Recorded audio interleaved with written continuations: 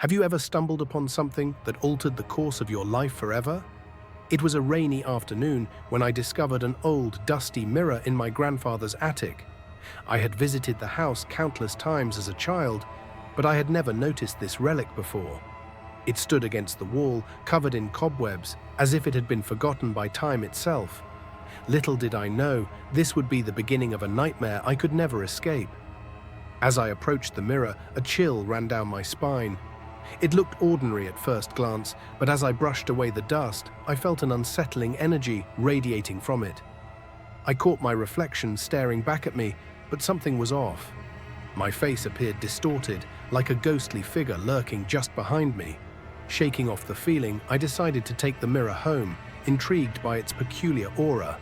After all, what could possibly be wrong with an old mirror? That night, I placed the mirror in my bedroom, thinking it would add an antique charm to the space. But as I lay in bed, sleep eluded me. Instead, I was plagued by vivid nightmares. I dreamt of shadowy figures standing around me, whispering in a language I couldn't comprehend. I woke up in a cold sweat, convinced I was being watched. The next morning, I brushed off the dreams, chalking them up to my imagination, but the unease lingered. However, the nightmares continued, each one more terrifying than the last. I began to see flickers of movement in the mirror's reflection, shadowy silhouettes that seemed to come alive at night. One evening, I noticed something even more unsettling. The reflection showed not just my room, but also glimpses of a dark, twisted world. I could see faces in the glass, hollow-eyed specters reaching out, their mouths moving as if they were trying to communicate. Driven by curiosity, I decided to research the mirror's history. I spent hours in the local library, searching through dusty archives and old books. After days of investigation, I discovered that the mirror once belonged to a family known for practicing dark rituals. Legends whispered that it was cursed, trapping the souls of those who had gazed into it for too long. I shivered at the thought, but couldn't shake my fascination with the mirror. Then, one fateful night, I made the mistake of inviting my friend Jake over to share my discovery. I told him about the mirror's dark past, hoping he would find it as intriguing as I did. He laughed it off, dismissing my fears as silly superstition. But when he gazed into the mirror, his amusement quickly faded. I watched as his expression changed from disbelief to terror. "What is happening?" Jake shouted, stepping back as the shadows behind him writhed and twisted. I felt my heart race. "It's just a mirror," I insisted, but even as I spoke, I could feel the dark energy emanating from it. Suddenly, the shadows surged forward, engulfing Jake. "Help me!" he screamed, his voice filled with panic as he was pulled towards the mirror's surface. I lunged forward, desperately trying to save him, but it was too late. With a final chilling cry, Jake vanished into the depths of the glass, leaving me alone in the eerie silence of my room. Panic washed over me as I stumbled backward, the weight of the mirror's curse crashing down on my shoulders. I knew I had to get rid of it, but every time I tried to cover it or hide it away, I felt the pull of its dark power. The whispers grew louder, haunting my thoughts. "You can't escape." I was left with an overwhelming sense of dread and guilt, knowing that I had led my friend into this nightmare. Days turned into weeks, and I became a prisoner in my own home. The shadows grew bolder, creeping into every corner of my life. I avoided all mirrors, terrified of what I might see.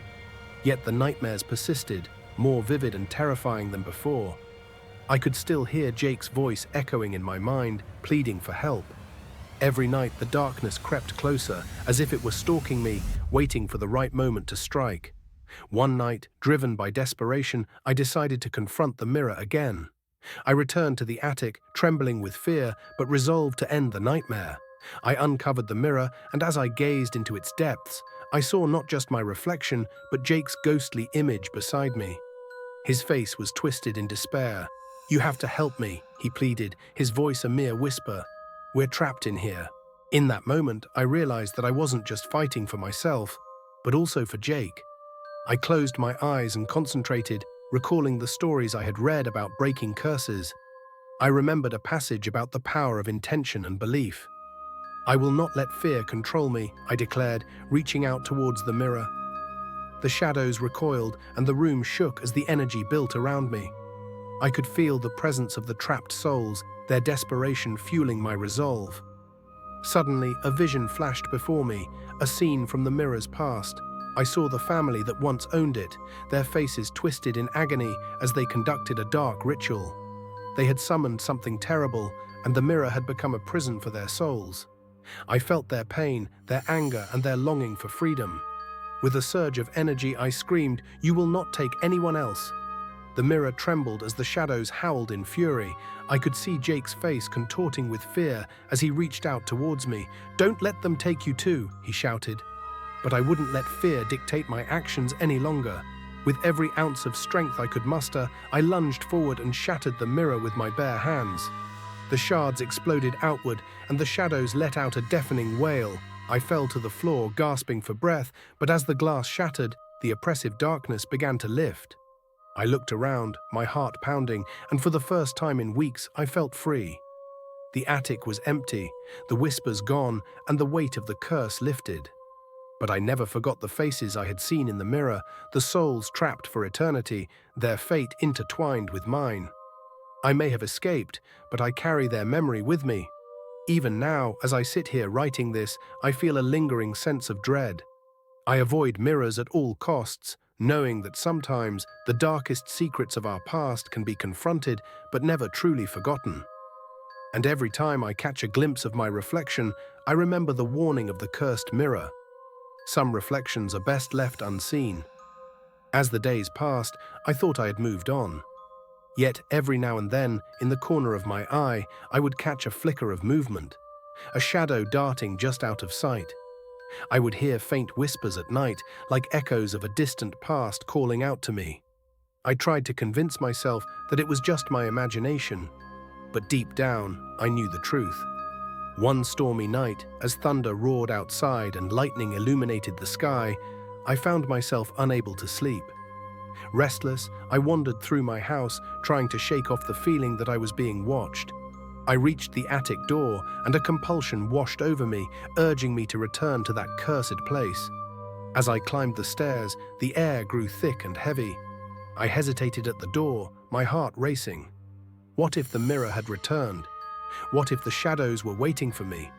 But curiosity pushed me forward.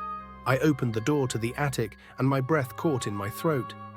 The room was filled with a soft, eerie glow, and there in the center stood the shattered pieces of the mirror, glimmering like shards of ice. It was as if they had never been broken.